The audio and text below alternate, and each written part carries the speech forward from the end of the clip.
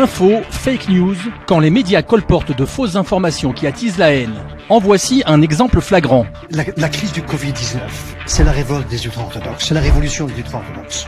Ils n'ont jamais fait partie de ce pays à 100%. Ils étaient toujours à côté, au trottoir. Mensonge numéro 1. Monsieur Ben Simon affirme que les orthodoxes n'ont jamais fait partie du pays à 100%. Dans l'économie, une hausse de 52% d'orthodoxes en 4 ans dans le secteur de la high-tech.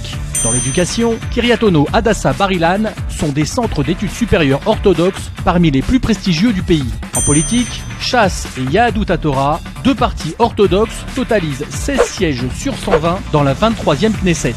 En médecine, petit rappel, l'Aniado et Mayane HaYeshua, fondés et dirigés par des orthodoxes, sont les seuls hôpitaux de Natania et de Bnei Brak. Unique au monde, Rav Firer et Rav Fischer placent des patients dans des cas désespérés dans les meilleurs hôpitaux à travers le monde. Dans l'humanitaire, 80% des associations sont orthodoxes et mobilisent une flotte d'au moins 40 000 bénévoles. Ils font ainsi économiser à l'État des millions de shkalim par an. Ils ne parlent pas l'hébreu, ils veulent pas parler l'hébreu. Je parle des Ashkénazes. Mensonge numéro 2. En Israël, on parle hébreu dans 100% des écoles ashkénazes. אבל הרב מדובר פה על משקל ועל אותה ולא על מספר. Les chassidim parlent bien mieux l'hébreu que la plupart des Français qui vivent en Israël. Les séfarades, ce n'est pas des ultra-orthodoxes authentiques. Ils ont copié les Ashkénazes. Mensonge numéro 3 et insulte numéro 1, sans commentaire. Et c'est ridicule, ils ont l'air ridicules. Insulte numéro 2, sans commentaire.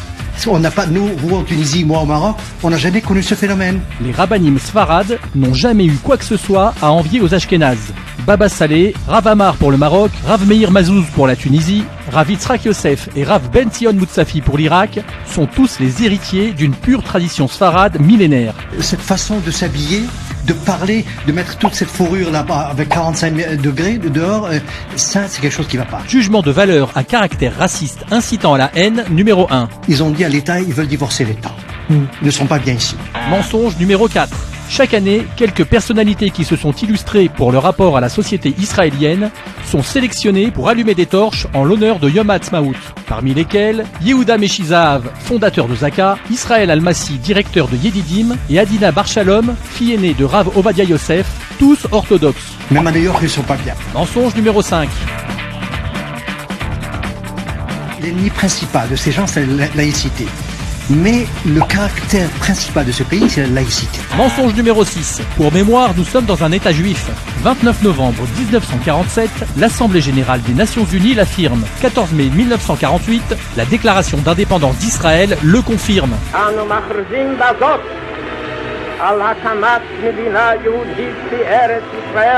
Monsieur Ben Simon renie publiquement le caractère juif de l'État. On va perdre le pays dans 20 ans à peu près pour les ultra-orthodoxes. Jugement de valeur à caractère raciste incitant à la haine, numéro 2. Et là, sur la plus grande crise de santé d'Israël, il ne joue pas le jeu. Mensonge numéro 7. חובה קדושה על פי ההלכה לשמוע לכל ההוראות של משרד הבריאות. ולכן אני מתחנן לשמור על הכללים. Ils ne font pas confiance à l'État. Mensonge numéro 8. Manifestation de gauche anti-gouvernementale. Ne serait-ce pas plutôt les gens de votre parti qui ne font pas confiance à l'État, monsieur Ben Simon? Ils ne savent pas ce que c'est de vivre dans un État juif. Mensonge numéro 9. Sans commentaire. Ce système ultra-orthodoxe, la Torah. Moi, j'adore la Torah. Ouais. Mais la Torah jusqu'à quand? La Torah jusqu'à quand? Jusqu'à la fin des temps. Bilan. En 2 minutes 10. 9 mensonges, 2 insultes, 2 incitations à la haine. Conclusion, une vidéo médiocre et scandaleuse. D'autres vidéos haineuses et diffamantes ainsi diffusées seront systématiquement démolies dans cette émission. Les voies de Dieu sont des voies pleines de délices et tous ces sentiers aboutissent au bonheur. Proverbe chapitre 3 verset 17.